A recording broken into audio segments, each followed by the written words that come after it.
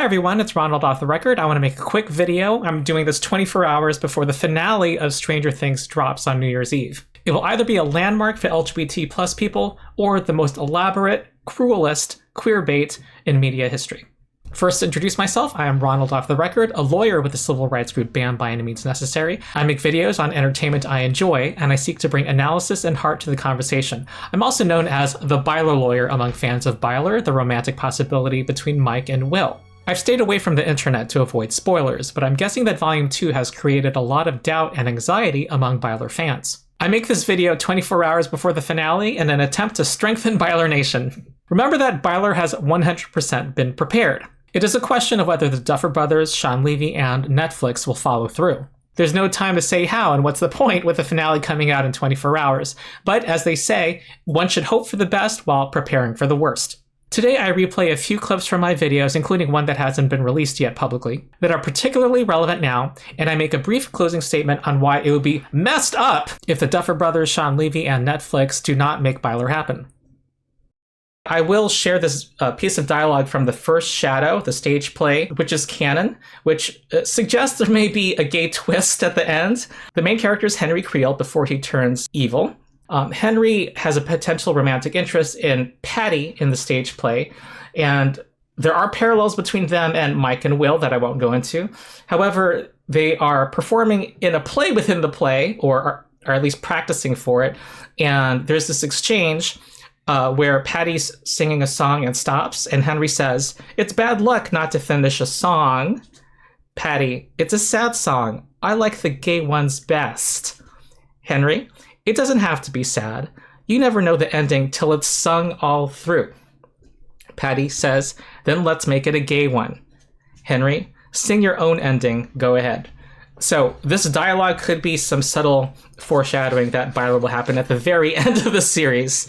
Mike doesn't clock it, Robin does. He didn't notice the flirt.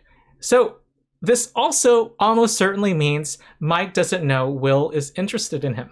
This is officially a love triangle, folks. Mike hasn't rejected Will yet.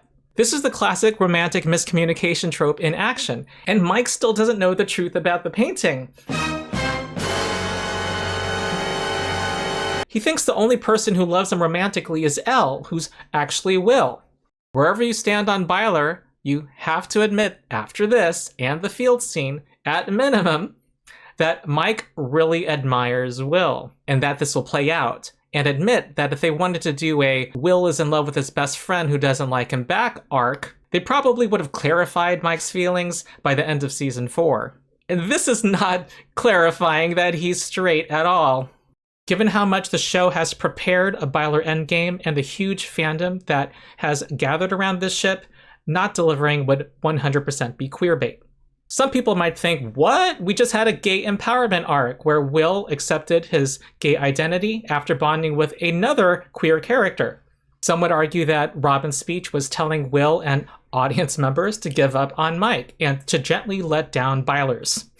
However, if the creators wanted to gently let down Byler, then the thing to do would be to rip off the Band-Aid. Do what the creators of Wednesday did a few months ago and dispel speculation. Announce that the ship is not going to happen, which, given the popularity of Byler and how much evidence there was when season 4 came out 3.5 years ago, the creators of Stranger Things should have done this then. The Duffer Brothers should have dispelled rumors before season 5 started, just as they dispelled the rumor that Eddie Munson would return. And there's a lot more people clamoring and sincerely believing Byler will happen than ever believed Eddie would return. They still haven't dismissed the biggest thing that queer and queer-friendly people have been theorizing about for years. Instead, they fanned the flames in Volume 1, as we will soon see. And I'd like to point out that there's a political problem as well if the Duffer Brothers decide to equate Will's self-acceptance arc with deciding not to continue to pursue Mike. It would fail to make a frank, honest, and empowering portrayal of a gay coming of age, and betray the theme of Will overcoming his trauma and abuse by acting on his right to pursue happiness and love. It would limit the portrayal of gay sexuality to what is considered safe and acceptable to the straight majority. Telling LGBT plus people to, quote, find love within themselves and not do what straight people feel entitled to do, pursue potential romantic partners, would be condescending and infantilizing. It's what the anti-Bylers want this show to be setting up, but I don't think that's what the Duffers are setting up.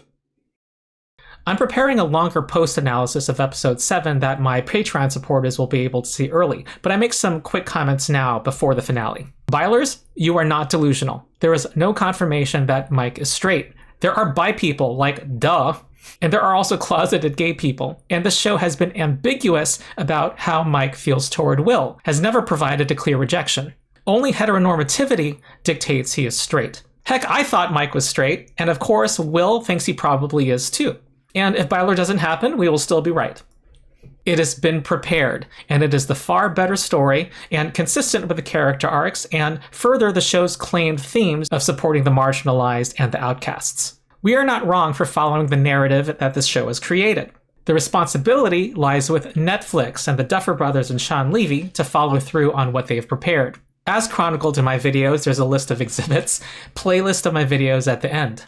If Byler doesn't happen, the writers will have squandered the opportunity to develop a groundbreaking childhood friends to lovers queer romance. One that is nuanced, emotional, real, and well-developed. They will have squandered the ability to boast that they have out-sixth sense the sixth sense, developing a plot twist in plain sight over a period of years with the power of heteronormativity. If Byler happens tomorrow, we will celebrate, and if it doesn't happen, it will be indefensible. These are the problems for the show to develop and prepare Byler and not follow through. If Byler doesn't happen, I'd have a number of questions for these people.